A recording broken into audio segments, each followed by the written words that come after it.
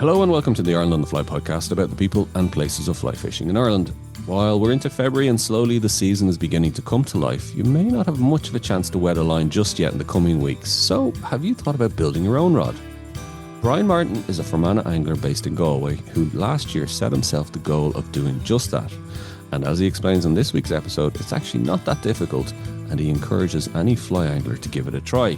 So if you've been dreaming of a specific rod for your own fly fishing needs, then maybe you won't have to shell out a fortune for a branded one and could actually build one for yourself. So listen out to Brian as he explains all. But first, Tom, you're getting ready for the Italian fly fair. Yeah, you're heading over now at the weekend. Looking forward to it. I'm going over with Jackie Mahan. So we were over there last year, and it's really nice. It's a full fishing show as well. So there's some amazing other things there. Like last year, they had this ginormous tank in it where the spin anglers could catch bass and trout and everything. And they were stocked, and you could sit in front of this.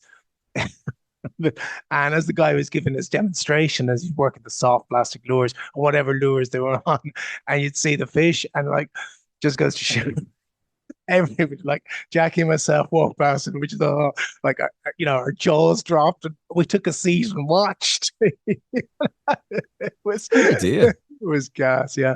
Maybe Stevie could introduce that up and. Well, you know what? There, I think there's an opportunity. Stevie, come on, make it happen. Are you listening, Stevie? There's a brilliant idea for you, though. Yeah, but it was just amazing, and it's always nice to go to. Seriously, I mean, it's just nice to go to different countries. Where is it in Italy? They floated around last year. It was up in Venetia, close to Venice. This year, it's in Rimini, actually. Where is that now? Rimini's halfway down the east coast. Okay, so where do you fly into? Flying to Bologna, which is a nightmare. The joys of international traveling. We was 6-hour stint in Stansted. No, not a lot to do there, but look, yeah. So looking forward to going to it, and a good few tires there. I really liked it last year because, to be honest, and it's the same. It's the same with the Irish Fly Fair, and I presume with the British Fly Fair as well. But I've never been to the BFF.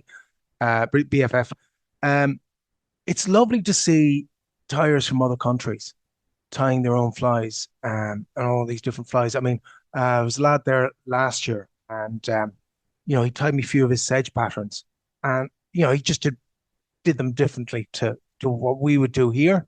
And at the end of the day, there were still sedge patterns. He gave me a few. I didn't get a chance to use them this year, but I still have them in a little fulling mill hook box that I had, and just waiting to try them. And then some of them, like I was doing a few minkies there last year, and there was guys there doing some serious lures. So I'm going to stick to more of the Irish patterns now. Yes. Yeah. Well, fly the flag. Yeah, fly the flag. Fly the flags. Tell me this: is fly fishing? Is it a big show? Is it fly fishing popular in Italy? Yeah, it's popular enough. I have fly fished in Italy, up in northern Italy, and there's it was Peter that was telling us, Peter Driver, he's gone back to Italy a couple of times and a couple of the competitions there. They're in northern Italy, up around the Alpine region. There's a lot of decent fishing, and down in the spine of Italy, down there in the more mountainous areas, there's still very good wild fishing. I also fished the put and take fishery when I was in Italy once, which was amazing. Yeah, but there's a good tradition of fly fishing in Italy, and the Italian fly fishing team does very well in both the always performs well in the European and World Championships. So there's a really good tradition of it, and like the footfall to the fly fishing section was really high when we were there last year. And also, just before I let you go, people aren't sick of hearing you on the podcast. They also have the chance to watch you on the telly now, not once but twice. No, but she shinga hint of a fag. No doubt that the kids Gaelic is that she a wadney's for fresh chlor concern television for the Mahana clouds as Gaelic. But if you don't have the Gaelic, it is subtitles. It is subtitled. Yeah, there was it's the Skelton a Locha, Rosie McAnally, company from the north, company from Belfast, set about, and the idea was to do just a series of programs concentrating on Loch Ness and on Loch Corrib, and they're the two biggest lakes in Ireland, and how much they mean in each locality and what what they mean to the local people. And it's not just about fishing, but it's the historical side of Culture, it. yeah. Yeah, there's some really interesting things I found out, and like I even found out a little thing about fished on the Kirkia Hens Castle uh, on one of the first episode, which is just at the upper end of the lake. Anybody who ever drives from Cernamona to Mam will see the ruins of a castle on an island there. Um, yeah, so no, just really good. And I really like the bits about Loch Ness, and yeah, it's good. It's ongoing at the moment. There's 6 programs in the series. So So they were talking to you about fly fishing, was it? And the yeah, traditional fly just I fishing. went out bit of history about fly fishing on the lake, and then fly fishing, and how I was talking about how the lake sort of changed from like originally naturally it was a food source, and how it Mm. was netted and fish were taken, and how that changed, and how netting was stopped and then cross lines were stopped, and how the locals really turned to, I suppose, tourist angling to turn a bob. And that's been the nature of the lake there. So that was it. And interesting then, the one I was on talking about fishing, they interviewed an eel fisherman from Loch Ness. Yeah, Oh, so wow. they're very interesting on that. And luckily enough, Trevor, the cameraman who I know, he's from lives in Clonbur here beside me. We'd done the thing, and he says, "Come on, we'll go out now and you catch fish." I said, Trevor's not that easy. They've done with Trevor before. I'd worked with him, and I didn't believe it. It was a rotten day. I was blowing a hoolie from the southwest. I could only just fish my own bay in the middle of July, which is always quiet, right? Generally gets quiet from the summer. And in 10 minutes, I rose a fish and missed him. I said, "Oh, that's it." And caught a fish about 5 minutes later. No, I said, Fantastic. Trevor said, "No, I told you. On Told you." camera and everything. On camera. Oh, yeah, shit's great. So, what's the name of the program? Skelton O'Loughlin. And it'll be on the player, will it? TG Car Yeah, it's player. on the player as well. So, if you haven't had enough, Tom, you can watch him Yep. some more, and you can see him in the flesh at the fly fair. Okay, yeah. Yep. Yeah. Right. Enough of Tom. Let's get on Yeah, to this week's guest. That's enough about me now. What do you think about me? I'll tell you when I stop recording. Right. Well, look, let's hear from Brian Martin now to tell us all about building your own fly rod. I'm not exactly a DIY enthusiast or a tradesman or a master craftsman, as you say. And I think my wife will contest to that. I can do the basics in terms of DIY, but it's fairly basic. And my father had built rods back in the 90s. He'd brought in a few blanks from the US back when, it was a bit more difficult to get higher end rods, and he brought in some Loomis blanks, and he'd built rods. But he would be very handy and well able to do all that stuff. Skips a generation, they say. It, Right. it often does. It often does, Tom. Yeah. So I'm the same, Brian. So so you're absolutely right. It's my experience would be it's not beyond the realms of most people if you take your time, especially now with the amount of stuff there is on YouTube in terms of tutorials and what you need to do and the advice you can get from other people. And I suppose why I initially did it was I was actually listening to a podcast, a crowd over in the UK, the fly culture, and there was a guy on that from Scotland, Sandy Nelson. He was talking about, using glass rods to catch large brown trout on dry fly. And what really pricked up my interest was that his catch rates increased when he started using glass rods because of the action and the nature of the glass rod. When you're using very light tippets, there's a lot of tippet protection in there. They're able to play the bigger fish better. And, that's very much what I'm kind of doing at the moment. So that kind of sparked an interest. And I ended up reaching out to Sandy with several conversations back and forward. And his bit of advice was really, if you can tie flies, then you can build a rod. So anyone out there that's can tie a reasonable fly and's got a bit of thread control, a small bit of attention to detail, and can take their time, can build a rod of reasonable quality that will do a fantastic job. Will it be as good as the master craftsman? Probably not. Dara, does it need to be? No, it's a tool to catch fish. So I can't tie flies, Brian. Well, I haven't really tried, so maybe that's different. Like we don't know that. Yeah, you don't know you can't guess. but that goes back. Like I still think most people would be able to tie a fly in this. If you practice it enough, like absolutely, it's just practice. Yeah, so it is a case of just. So tell me about what's the kind of crossover in terms of the skill set or what's needed when it comes to building the rod line. I think for me, the building of the rod kind of broke down into a couple of parts. You're maybe sourcing all the stuff and figuring all that out. What eyes do I need, what gaps do I need, all that type of good stuff. And then when you get into actually building the rod, the first couple of parts are gluing on the handles, gluing on the reel seat, and that's quite easy stuff to do. I can talk through that in a bit more detail. And then you're into the whipping on of the eyes, and that's probably the bit where the fly tying comes in because you're working with thread. You're making sure that the wraps don't overlap each other. That you're getting them on at the right tension to hold the eye firmly in place, but not too tight. And once you've all the eyes whipped on, then your final stage is just epoxying off the eyes. And, if you have a bit of detail around the butt of the rod where you might write a name of a label or something, So that was the kind of 3 stages. All told, I took my time. I did this over several months, but, there was long periods where I had it tucked away and did nothing with it. But if you were to start it and finish it, you'd do it in a few days quite comfortably, If I was building another rod now, which I am kind of half planning, it would be, you'd take into it and you'd have it done within the week quite comfortably, a few evenings. Tell me this, Ryan, because I have chatted to another couple of lads, and like you mentioned the rings there. I believe you can fall down a rabbit hole with the rings as well, can't you?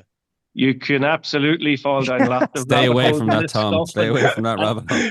And I guess that's the challenge we have. If as I mentioned already, there's you go onto YouTube, type in rod building. Oh my God, there's thousands and millions of videos, lots of advice, and it's who do you listen to? What advice do you get?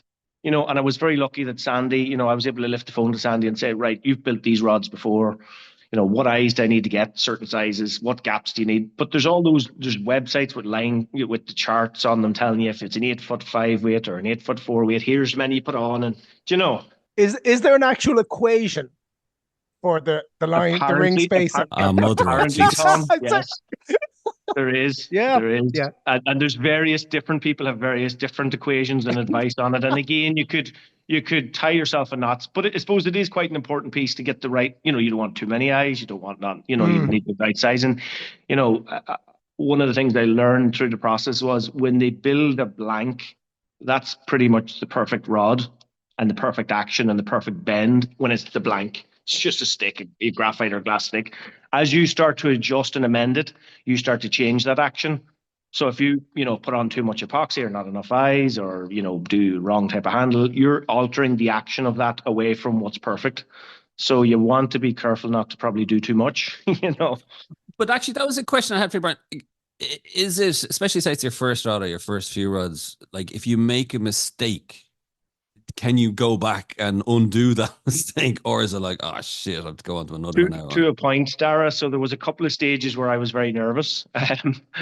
So look, I got the blank. Sandy brought in the blank from the US because he brings them in I wouldn't say bulk, but he brings them in decent quantities because he builds rods. He's a custom rod builder. So if you wanted a glass rod, same as mine, he could build it for you. But obviously, there's a price and charge on that. If you build it yourself, it'll work out a lot cheaper. And you bring in that blank and you pay your money for it. And I think the blank cost me like 190 euros to 200 euros all in for the blank itself. And you don't want to then make a mistake on that, Dara. That's irreversible. So you glue on your handle. You can buy the cork handles in the right size. Various different sizes. You ream that out because it's got an inner diameter that's maybe a bit smaller than the rod. So you make it then fit the rod. You ream it out to fit the rod. When you're gluing that on, obviously when you glue that on, that's fairly permanent glue that you're using. So you need to make sure it's lined up and done correctly. Now, one of the tips I got on that was a certain type of glue. It's a PVA glue that reacts with water. So when you put it onto the blank, you slide the handle down, you spray a bit of water on it, it expands then. So if you have taken a little bit too much out of your handle, you've been a little bit too greedy with the file and taken a little bit too much out, this will fill the gap and ensure that it's fully bonded. So, sort of gluing that and then epoxying on the reel seat, I was a little bit nervous at that stage because you could reverse them, but it's a lot of trouble to try and break epoxy resins and glues. That's messy, but not irreversible. But to be honest, that was quite easy. With regards to the handles, are all handles now sort of pre-made? Because I just harken back, I remember years ago reading Fisherman's Handbook. I don't know if this is obviously, and basically at that stage, it was, You Cork actually, rings. yeah, Yeah. just the cork rings. But I think they're all pre-made now. And like, are they? They're obviously glued together, but there's no core on them. There's no separate core. It's just the There is an natural inner, core. yeah, there is a bore done. So when you buy it, it is already bored, Tom, and it might Right. be like a 9 mil hole that's in it. But the All glass right. rod I had was like 10 or 11 mil. So I had to then buy like a file or a ream and ream it out to the right Yeah. size so it would slide Yeah. down. Um, but you can buy the cork rings, and you could individually glue those together, and then you could sand them down and shape the handle the way you Yeah. want. So that you could absolutely do that. I chose not to because it would require then a wood lathe, and it's an extra step. And I thought, you know Right. what, I get the pre-made Yeah. handle. But you're right, the majority of rods probably come with pre-made handles now. I know some of the high-end rods you might get like a Winston or something where they actually individually glue those together and individually glue them to the blank, but that's a very high Right. end Yeah. rod. That's That's higher end yeah. rod stuff you're going at then, €1,000 plus type of Mm. rods. But yeah, it was a pre-made handle. They're not expensive, like 15, €20 by your Cork Oh, pre-made is that handle. all actually? Yeah. Yeah, really, really cheap, Tom. The reel seat that I put on was quite expensive. But I got it from a guy in the US, a guy called Lee, and it's a maple wood insert and then just a down locking slider band on it. But it's a beautiful piece of, it's a beautiful piece of craftsmanship. It really makes the rod. But I paid probably 70 quid for that, which was quite expensive. You can pick up very nice reel seats for 15, 20 quid. They're not expensive, but I kind of wanted a really nice high end Yeah. reel You seat didn't on go it. for a plastic Fuji one, no. No, I didn't, Tom. No, no. I thought if I was doing this, I'd make the rod look really nice. So I paid a little bit over the odds for the reel seat. So I suppose that's why I was a little bit nervous gluing that on too, because it was quite expensive in the Yeah. overall build, And if you Um, get that wrong, as you said, if you'd have got that wrong, I would yeah, yeah. it's quite messy to fix it. But like in terms of the eyes, you're just whipping them on. I must have whipped on 3 or 4 times before I mastered the various little knots and ways to hook it in. So I did lots of practice runs, and you just cut off the thread with a razor blade and start again, whip it on again, whip it on again. So that was easy to And once practice. again, did you fall into a little rabbit hole with the threads? I didn't really. You knew straight away. Yeah, I picked out a claret thread. I thought claret would look nice against black. Didn't overthink it beyond that, Right. I thought And claret you would didn't look go for nice. little gold tinsel trimmings and things. I did look at that, Tom, but it was an extra Yeah. step, and it's kind of maybe for the next rod. So I Right. just thought Right. Yeah. just Yeah. nice, keep it simple on the claret. I did look at a lot of you can buy really fancy tools for rod building that will turn the rod for you.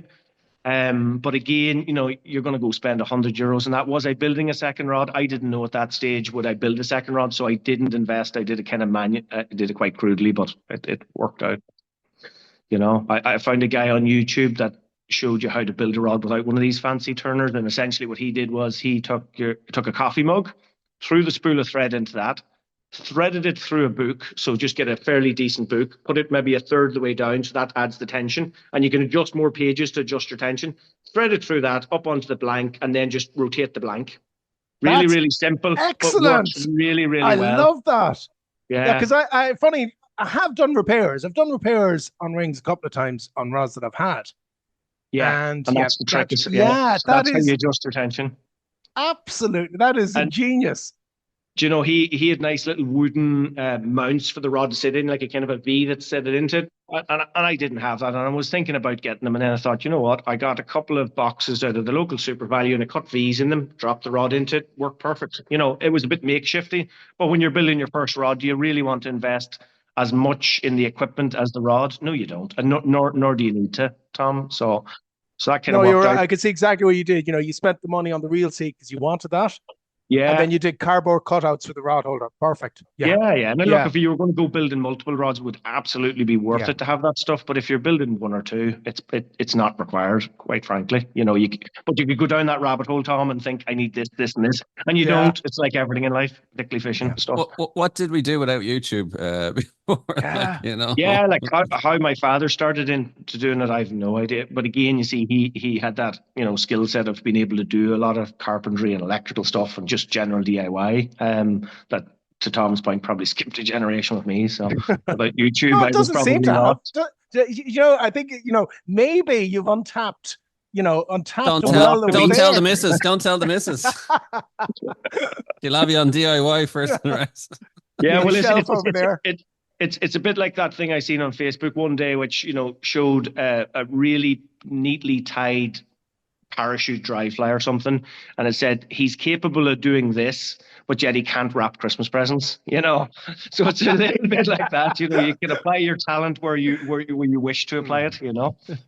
I can start to see actually, Brian, when you're talking there about kind of choosing the handle on the wood and the color of the thread. I can start to see how you're starting to kind of put your own stamp on it and how it starts to come to life as a vision for you, like, isn't it? You can absolutely, and it started right with the blank. The blank was from a company in Montana, Livingston, by a guy called Dusty Smith. Now he's a kind of a small batch, producer. He rolls all the stuff himself there, so it's all hand done himself. It's not a big factory operation, but the blank came in either white, a kind of a white translucenty white, or in black glass. And I thought straight away the black looked fabulous. So, having looked at some of Sandy's pictures. So straight away you're already choosing, do you want a kind of a white translucent rod? Do you want a black rod? When I whipped on the claret thread, it would be normal on a black glass rod. When you then go to epoxy that would actually disappear. It would go translucent. And you would only see the claret over the foot of the eyes, the metal foot of the eye. Yeah. That would start to come through there, but the rest of you would lose the rest of that claret. And that's the way Sandy does all his rods. And I was kind of looking at when I whipped it up and went, that claret's beautiful. I really like that. I don't want it to go translucent. So I actually ordered some stuff that's kind of a color preserver. And you treat that on first before you epoxy it. And it makes it not be then translucent. It holds the color. Amir, did you not just tell us that you didn't fall down a rabbit hole with the thread? Yeah, well, there's one or two. One or two. So. Were you surprised that, I'm not going to say how easy it was, but how less difficult it was, maybe? Yeah, I was. I initially thought that this would be this big winter project. And I remember saying to my father, I'm going to build a rod. And he says, yeah, why not? It'll keep you busy for an evening or two. And I was like, I thought it'd be a lot more than that, but in reality, if you added up all the hours I put on it, as I say, across a couple of evenings, you'd have it done, And what, like in total cost, would you say, in like 300 quid would it be? Yeah, so yeah, I would in terms of that. Now I have I've enough thread there to build 4 or 5 rods. I have enough epoxy to probably epoxy another 4 or 5 rods and glues and, different bits and pieces. But in terms of, because I did kind of work this out, and yeah, it was around about the €300 for the rod. Now, if Sandy was building you the similar rod, I think he was like 450 to 500 sterling. So you're already shaving sort of half the cost off straight away. And if you were to buy one of those equivalent blank rods built up in the US, you're talking $700 and $800 for that thing over in the US. So there is a significant saving versus you're getting quite a high end rod for 300 quid. You wouldn't match if you went with your 300 quid into the tackle shop. It wouldn't compare. And that's what I was. Close. That's what I was going to ask you, because first off, I love the idea as well that you can kind of go, right, I need an nymphing rod, I like a 10'4", this is how I want to do it, or now I need a streamer rod. That just if you can get used to it, you can suddenly start manufacturing your own. You can just make your own, exactly how you see fit. And what type of handle do you like? Do you want a Western grip? Do you want a full wells? What do you want? Like I got quite a fine grip on mine because that's what I wanted, but you could do, you have lots of different options to do with it. But actually, what are the specs of your rod? What length is it? Sorry. So I went for an 8-foot 4-weight, Tom, because I'm entirely basically dry fly river trout fishing. Apart from I do a bit of streamer fishing, but I don't nymph, I don't dry dropper. I tried all of that and didn't really enjoy it, so don't do it. So I dry fly fish. I wait till the occasions are right, and I'm quite flexible. And when it's right, I'm on it, and when it's not, I'm waiting. So I'm not the sort of fisherman that says I'm going Saturday. I'm going Saturday if it's right, and if it's not right, I'm going Tuesday. So I'm going when I base my fishing around when it's right. So I went with the 8-foot 4-weight on Sandy's advice. I suppose I'd fished I got back into fly fishing in 2020 when kind of COVID got me to step back and had time, and like a lot of people went, right, I'm getting back into fly fishing, and I bought a couple of different graphite rods, cheap ones to be fair. And I think the most expensive one I bought was a Gray's, and it was actually a 9'6" weight because I'm fishing for fairly decent sized trout. But he was telling me 8'4" weight, Brian, will play any of the trout you're catching. He fishes for quite large trout in the River Don up in Scotland, and he's getting about 4, 5, 6, 7 pound on dry fly. And he's saying 4 weight will do it for you. And I was very hesitant, Tom, because I was kind of thinking, and you've done quite a bit of river fishing and trout fishing, and you'll know, if 8'4" weight's not a very big, strong rod for the size of trout that I'm going after. And the way he explained it to me was the 4 weight glass will play like a 5 weight rod. So it'll play the fish like a 5 weight.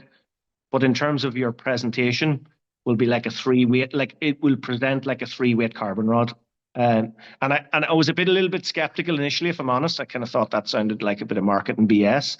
But it's absolutely what I've learned over the summer fishing with this rod. I played some quite big trout on it, and quite, not comfortably, but as comfortably as you would with a 9'5" weight. There's nothing comfortable about a 5, 6 pound trout, like ever. Yeah, no. But I never felt undergunned with an 8'4" weight glass rod. Never. That's good. I never came away from playing a fish saying to myself, "Damn it, I wish I had the 9'6" weight." I never said that all season long. I never said that.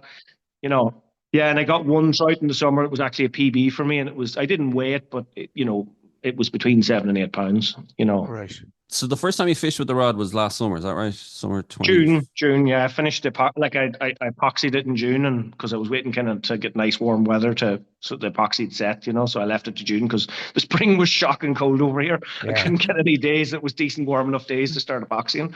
So how did the rod fish, would you say, in equivalent monetary terms? You know what I mean? Did it fish like a high end rod for you, like?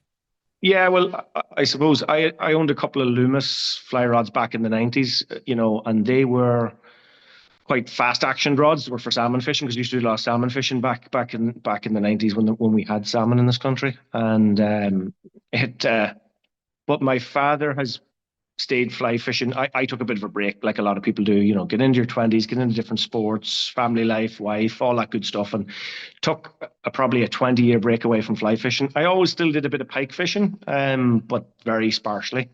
But he stayed fishing and moved from salmon into trout as well. And he bought a few very high-end fly rods. He had a couple of Scott G series. He had a couple of Winston. He actually has 3 Winston fly rods now that, a Winston fly rod now at the minute cost you 1,000 to 1,100 euros for a fly rod. And we did a cast comparison there in the off season. I was up at his house in Fermanagh, and we got the Winstons out and we got my Livingston out, and it's marginal whether there was any difference. It was par, like. He said himself, I'd be very happy to fish that, and he'd cast a few of my cheaper graphite rods, and he wouldn't want to cast those.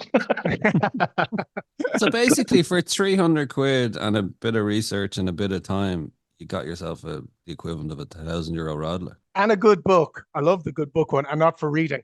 A good book. Yeah. And it was a fishing book I used for that. Now, to be fair, it had to be it was one of, I think it was John Gierak's Trout Bum. I think I used for that. Fantastic. From memory. Yeah, so I'm reading it at the moment. Yeah, there's plenty of other more suitable, probably sized books lying much closer, but I just had to do that. But to your point on comparison, because I knew that maybe be something you'd be interested in terms of price. So I looked up a Winston blank. You can pick up a Winston blank for 425 euros. You could probably finish it nicely for another 175. So for 600 quid, quite comfortably, you'd have a Winston rod. That same rod, if you were to buy it fully built up, cost you 1,100 euros. Now, they will finish it to a higher standard than you will. That is for sure, on your first build. But if you take your time, you'll finish it to very comfortable, nice quality build. Although I think the way you're probably talking there, Brian, it might be as handy. The Winston might be your second or third project. And that was yeah. So I'm kind of toying with a second rod now, but I suppose this rod is done over the summer, did probably 80% of it covered 80% of my fishing. Right. There's a couple of bits that it doesn't, may not do for me. Well, one thing that it doesn't do for me is in the springtime, I'm probably getting some smaller fish. And I kind of think if I'm fishing for trout a pound and a half, this rod might be too powerful and I mightn't enjoy fishing it. So I might need something lighter for that, although that's to be tested because I didn't use it last spring. So, but that's a smaller bit of the fishing I do. And then the other bit that it struggles slightly with is if you're on a quite wide river and you got to make quite a long cast, it doesn't like the range. Now, can it cover, 30 foot of fly line with a 12-foot leader and the rod's 8 foot? So can you cover, 50 a fish that's rising 50 feet away from you? Yeah, you can, and did. But when you go beyond that, because I marked out on the fly line, I marked with a black Sharpie, 10 foot, 20 foot, 30 foot. Yeah. And really, when you have 30 foot of fly line out, it's starting to struggle. Whereas your graphite rod probably is only actually starting to work at that bloody stage. That's when they come into play. Yeah, which in my fishing, and the reason I marked it was not to find the range of the rod, was just actually to see how much fly line I generally use. And on most of the rivers, it's between 10 and 20 foot. And oftentimes less than 10 foot fly line, because even with 10 foot of fly line, you have a 12-foot leader and an 8-foot rod. So that fish is 30 feet away from you. And if you're fishing a size 16 dry fly on dusk, you want some fairly decent eyes to be able to see that at 30 feet away. So, I think people fool, and that was one of the other reasons why I went for the glass, because I could have picked up a carbon blank just as easy as a glass one. And is it the same principle in terms of the build and all, or? Absolutely, but everything would be the same. Yeah, everything would be the same. But the reason I went for the glass was that action, that more through action that, really loads up on a short piece of, like you could literally cast this with the leader. It would nearly cast the leader on its own, form loops with the leader, which sometimes on a river, fish could be on your own bank and only 15 feet from you. And you need to be able to present with very little fly line out of the rod tip. And I found the carbon rods just didn't like that because they're built.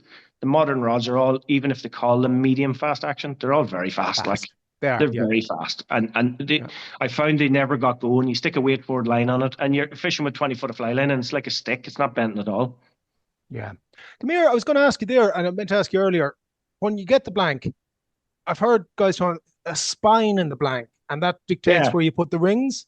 Is that absolutely so? Yeah. So, and again, there's rabbit holes in that one, Tom, but the traditional, which I followed, the traditional view would be that you find that spine. It's just where the wrap of, when they're rolling the wrap of either fiberglass or carbon, where that ends, that creates an extra piece.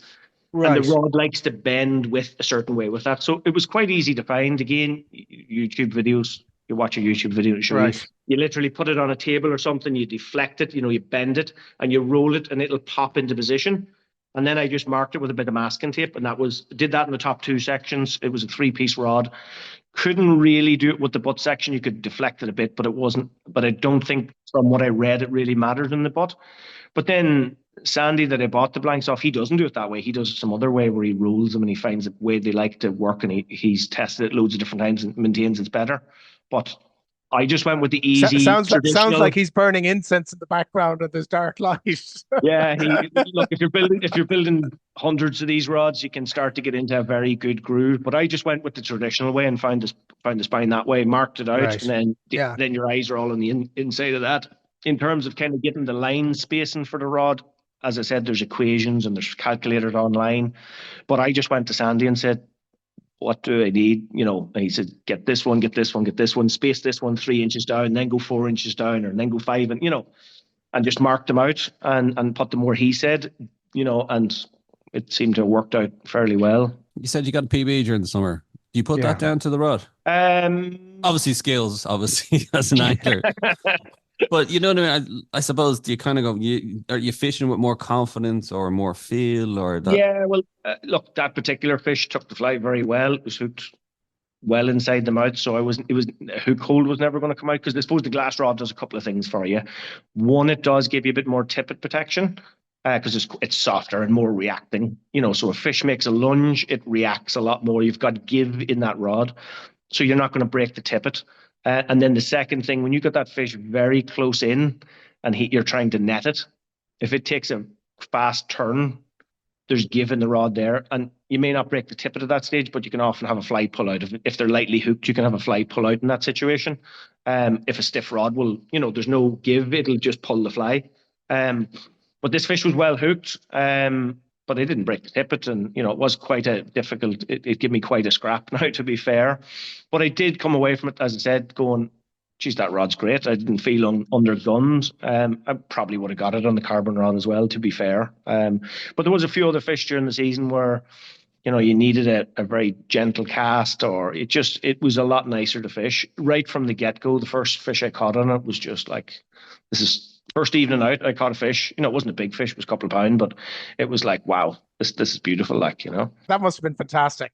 Catching Yeah. the First first fish on it. Catching the Yeah. first fish on a rod, you Yeah. built yourself, and a fly you Yeah, tied yeah, yourself. yeah. Yeah, it's I fabulous wonder, stuff. I don't know, it's a bit like fishing with a rod that you've built. I don't know, you probably feel closer to it or more at one with it or something. Yeah, it did take a small bit of getting used to. You move away from sort of faster graphite Yeah. rods, and this is slower.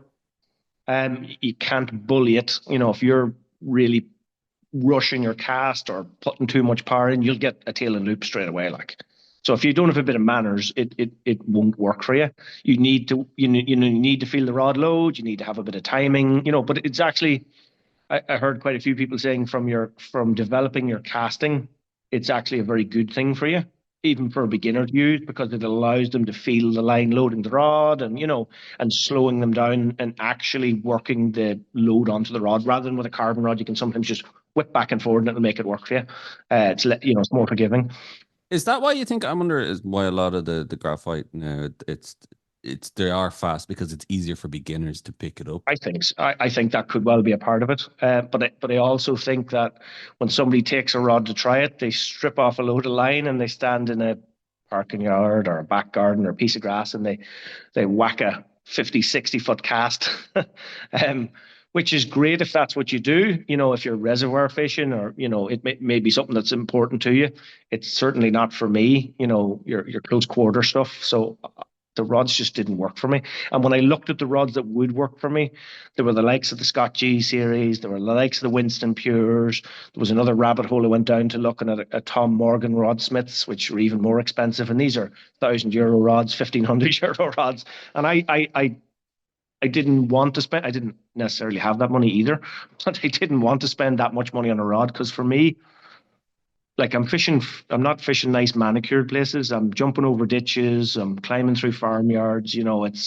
I like to be able to throw the rod across and climb over the fence. And, it's a tool to be used. It's a nice piece of kit, but I'm using the thing. I don't want to be going, that's €1,000. I need to be very careful. I fire it in the back of the car, throw it in the shed on a rack, grab it the next evening when I'm heading out. It gets used. And that was, suppose, another piece of the glass is they say that they are more durable. So, we've probably all broken the tip of a carbon rod. They shatter if you tip them off something. I did one last summer. The Grays rod actually shattered it.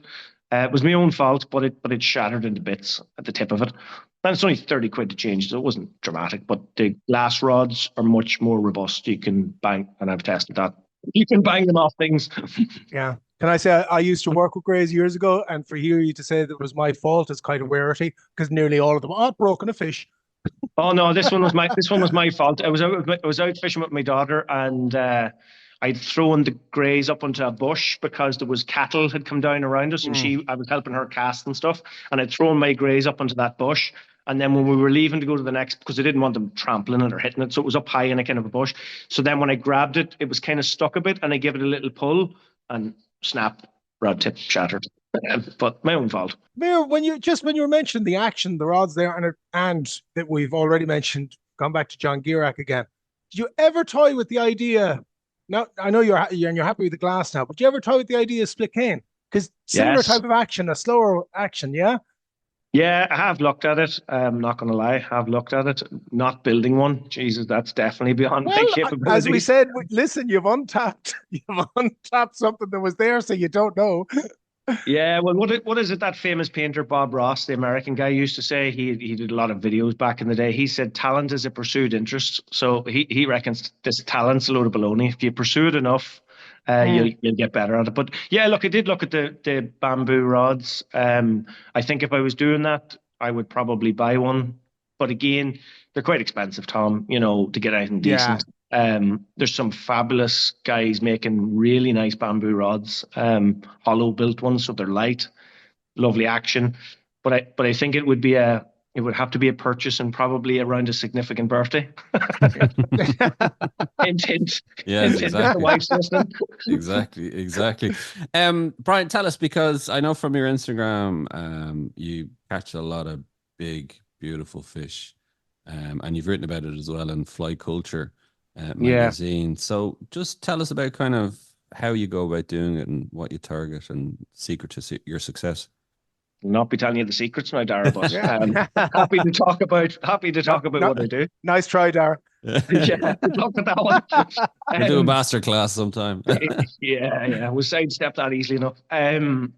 Well, sure, look, my fishing, I suppose, as I mentioned, I got back into it in 2020. I had fished as a child. You know, I grew up on the banks of Lough Erne, literally overlooking the lake.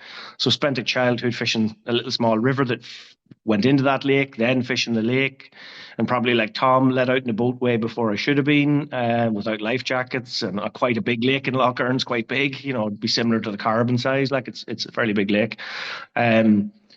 And then we spent our summers in Easky in County Sligo. We had a caravan there and fished a lot for salmon there, and was probably always catching reasonably sized fish. You know, we were getting a lot of nice salmon on the Easky, and Lough Erne had fairly decent sized trout back in the day. And when I got back into fishing in 2020, a lot of the fish from a trout perspective I found quite small, you know, typical Irish river trout, you know, 3/4 pound, pounder's a good one. If you're down the shore, you might find some better fish, but even there, you know, typically pound, pound and a half is a good fish. And whilst that's nice to catch, and it is about catching the fish, I still rather catch big fish. And I knew from Lough Erne and from Lough Neagh up, you know, the north that in the summer and the autumn, those lake trout start to migrate into the rivers and can be caught. You know, it's the same in the streams up in Lough Erne, same in anything that the Dolphin and Lough Neagh flow in. And I've lots of big lakes down here close to me, well, reasonably close to where I live in East Galway here. So you have Lough Derg, you have Lough Ree, you have the Carrab, you have the Mask. So all of those rivers have streams or lakes have streams and rivers that flow into them. And, you know, from sort of mid-June onwards, they start to go into those systems. Some of them later, some of them they only run into in September. I've found some of the smaller ones, they'll leave it much later. Some of the very small ones will be after the season's nearly over. But in the bigger ones, they'll start to run in a bit earlier. And, you know, you can catch them on dry fly, you can catch them on streamers, catch them on nymphs. But as I said, for me, it's really warm summer's evenings, heading out with the dry fly rod and looking for a rising fish. But, you know, I could walk 2, 3, 4 miles of an evening, watching pools, looking around. You might meet 1 or 2 rising fish in that entire evening. And you may not catch that fish. You know, they often on the slower stretches of the river, they'll cruise about quite a lot, Dara.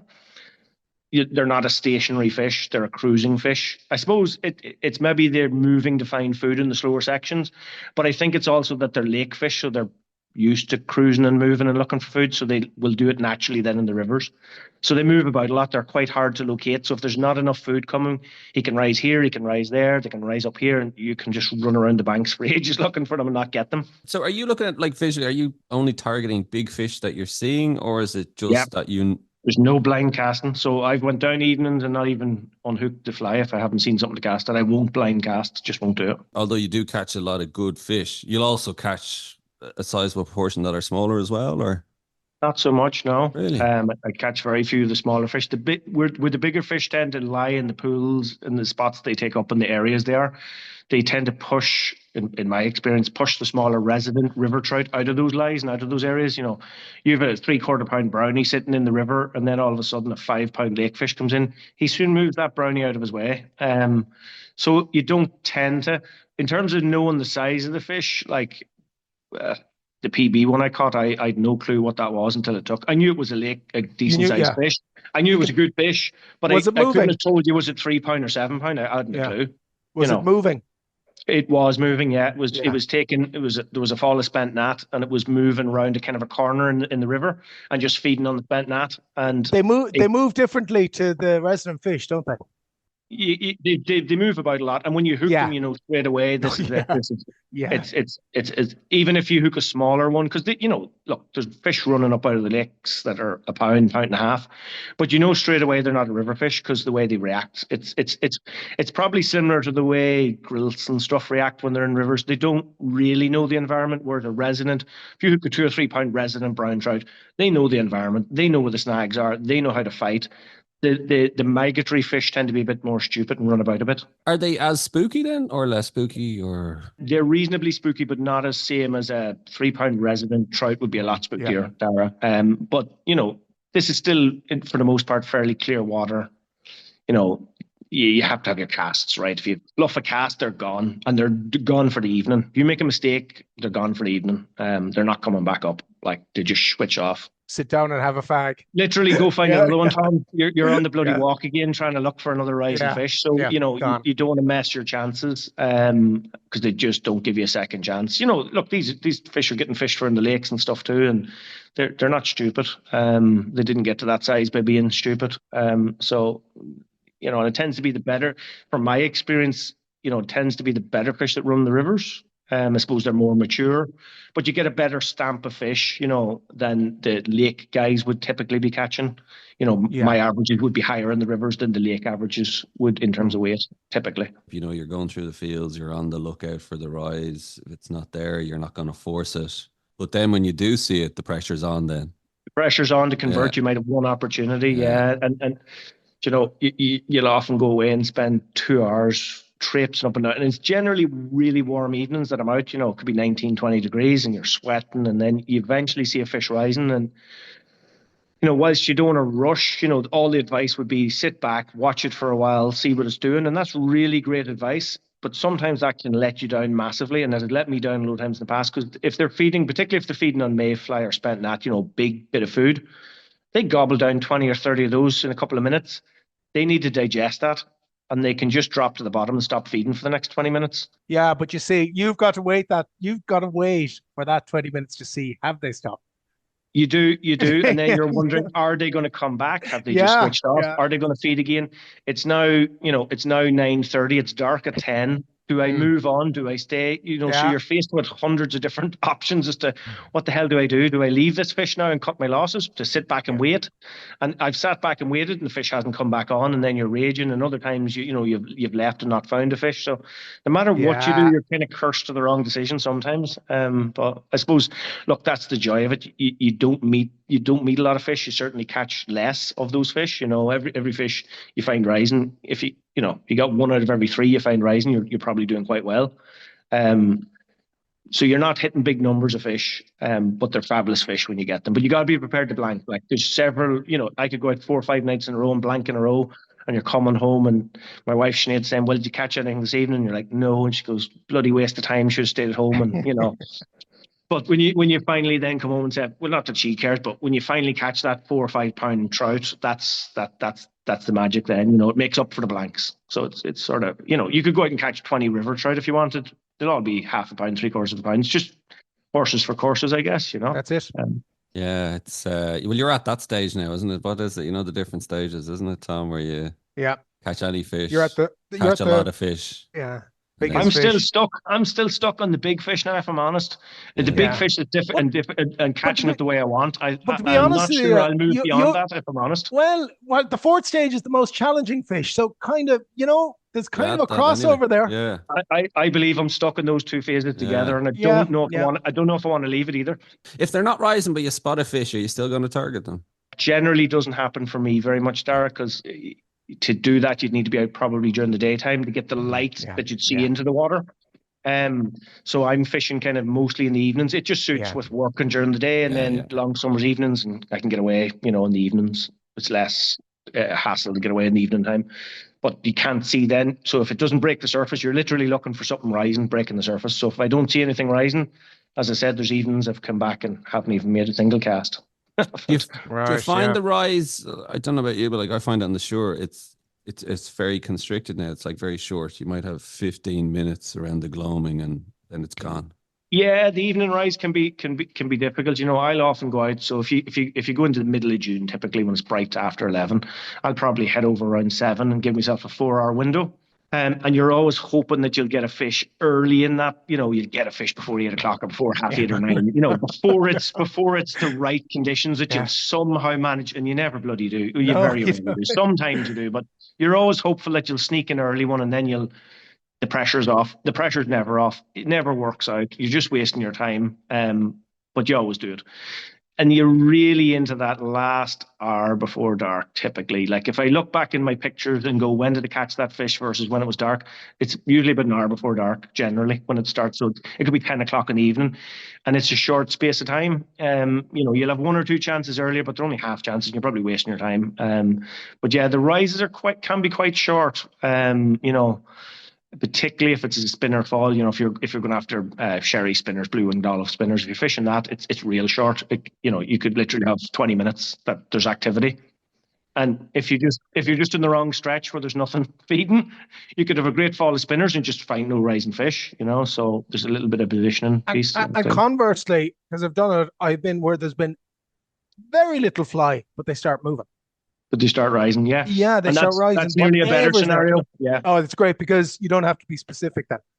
Yeah. Yeah. Is it you have to be very specific in terms of what they're targeting? Is it in terms of the fly that you're picking? Yeah. So again, I've found two scenarios in this one, and you'll know quite quickly which one it is. So first you have the he'll eat anything that's put in front of him fish, and that's more often than not what happens. So you might have some spent gnat, you have some sedges hatching off, you might have some blue winged olives or some sherry spinners. You'll have a mixture of stuff that's out there. So if you tie on a sedge and throw it at him and he eats it, he might have been eating a blue winged olive, he might have been eating a mayfly, but if you cover him with something that's likely that he suspects he's going to see, particularly one of the bigger items, like if you tie on a spent gnat pattern and throw that at him, if he eats that, he's one that would just eat anything. And that's always my first port of call. Tie on one of the bigger, more common flies that I can use stronger tippet. Throw that at him first. If he takes that, great. If he doesn't, then you're starting to go, right, this is a bit more of a selective fish and he's keyed into something. And that's where the real fun begins, where they're keyed into something and you got to go, right, you got to go through your fly box. Sometimes you could be going anywhere from a size 10 dry fly right down to 16 or 18, which requires you to change your tippet and your leader. And, and you could spend a bit of a time at them trying to unlock the code. And sometimes you manage it and you come away to fish. And sometimes you come away ready to throw yourself in the river because you haven't unlocked it and he stopped feeding or it's got dark. And there was several occasions last summer where I was on a fish and didn't unlock it and didn't find what they wanted. And the presentation was fine. I knew they seen the flies several times, just came away with no fish. And you're scratching your head going, what the heck was he eating that I couldn't figure, But you came back, I'm sure, to try again. That's what makes it all the better when you do unlock it. It really exactly, does. Yeah. I had a situation last summer where I had a fish and I went back to him multiple evenings and I couldn't figure out what was actually going on. And I actually broke away a little bit from the dry fly logic and I put a small wet fly pattern on about 6 inches behind the dry fly to imitate an emerging caddis. It was just a little soft hackle with, a bit of a dubbed body and a little bit of partridge.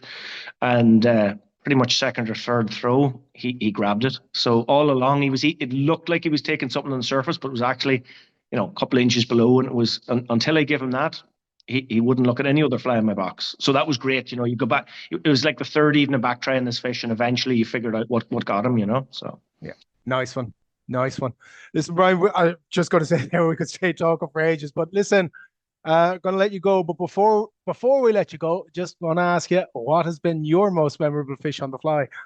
I'm going to be very fair and give one to each of you here. So I'm going to give a salmon from my youth because I've kind of 2 chapters in my fly fishing, and a trout for you, Tom, in my second chapter. So I'll start with the salmon. So it was back in the Easky River, probably mid-90s. I was probably 14 or 15 years of age, and there was a pool on the town stretch that I used to struggle with. And we would fish worms and spinners in that pool. And my father hooked and got a salmon in the pool one day. And I was like, damn it, how is he doing that? Because he would always get a fish out of it. And I went out beside him, stood up beside him on the rocks and said, where did you throw that worm to catch that fish? And he says, I'll show you.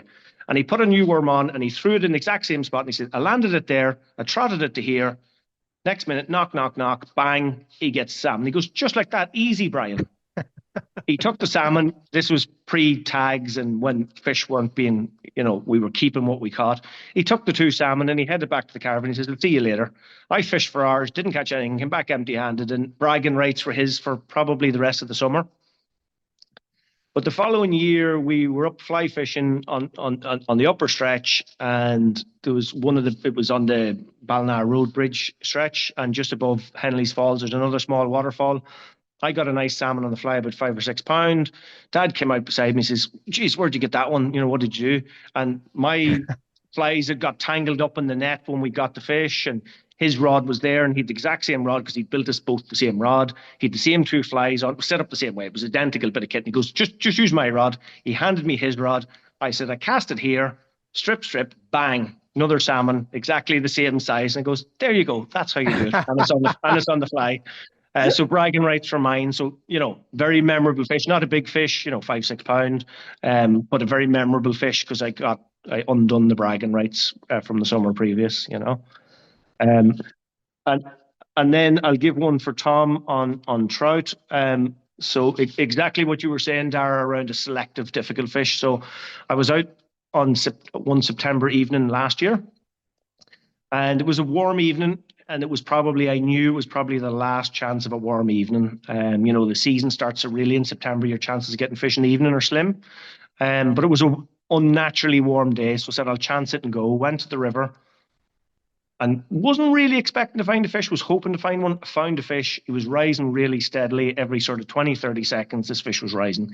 He was sitting in a bit of a flow, so he wasn't moving around. He was just sitting there perfect. And I tried that fish for at least half an hour with nearly every single fly in my box. Couldn't catch him. And I knew if I didn't catch him, I wasn't going to get a fish. This was going to be my last fish of the season. And eventually I stumbled on a little emerging caddis pattern that I'd got fish on before. It's a Scandinavian pattern called a Dyrat. I said, I'll just try him with this. First drift through. Nailed it straight away, back of the throat, and got him in. Fish probably just under 5 pound. Beautiful fish, starting to come in lovely autumn colours, loads of spots, warm summer's evening. And I put the fish back, and there was probably another hour's worth of fishing left. And I just went, you know what, I can't top this for the season. This is the perfect way to finish the season. I went home, packed away the rod, didn't fish for the rest of the season. That was it, done. I went on holidays to Spain, so that kind of stopped me. But that was it. And, very memorable fish just from the difficulty of, working through and panicking that I wasn't going to find and it was going to disappear. And that was going to be the end of the season on a fish I failed. So a lovely way to end it. Excellent. Yeah. Well done, Brian. It's been brilliant chatting to you. I love finding somebody who's like that just knows what they're after. Knows what they want to do and just pursues it. I'll get you fishing with George McGrath. You'll get on great. That's, yeah. We have similar views on Euro nymphing. That's just that way. I can see the two of you there putting the lob out, as he calls it. No problem. Yeah, I did try it now. I have to confess, I bought a Euro nymphing rod and I bought all the stuff and I made little epoxy nymphs and I did all that perdigons and all that stuff and I just went and did it and I caught fish, but I just didn't enjoy it. It was just like, I enjoy casting, enjoy seeing a fish rising, so just do that. Yeah. And why not build your own rod as well while you're at it? I think what I take away from that, Brian, as well, is that you've kind of demystified it, or you've made it sound like it's not rocket science, that it's something approachable for pretty much anyone. So if you are thinking about it, it's well worth it. And like you said, there's plenty of videos on YouTube. And there is. And what I'd say is, if anyone wants to reach out via Instagram, I'm more than happy to. If they're thinking of building a rod and want a little bit of a little bit more in-depth advice than we could cover here today, happy to help and happy to share ideas. Yeah. What's your handle on Instagram? It's a Galway fisherman. Perfect. There you go. And listen, best of luck for the season. I'll be looking out for more of the big fish. I'm sure you'll do well on the rod. Come June, Dara. Come June. Brian, thanks again for joining us. Been a pleasure, guys. All right, thanks to Brian for joining us on the show. And don't forget to rate, review and follow the Ireland on the Fly podcast on Apple, Spotify, or wherever you get your podcasts from. Plus, you can keep up to date on IrelandOnTheFly.com as well as on Instagram. And myself and Tom will be back with another episode about the people and places of fly fishing in Ireland.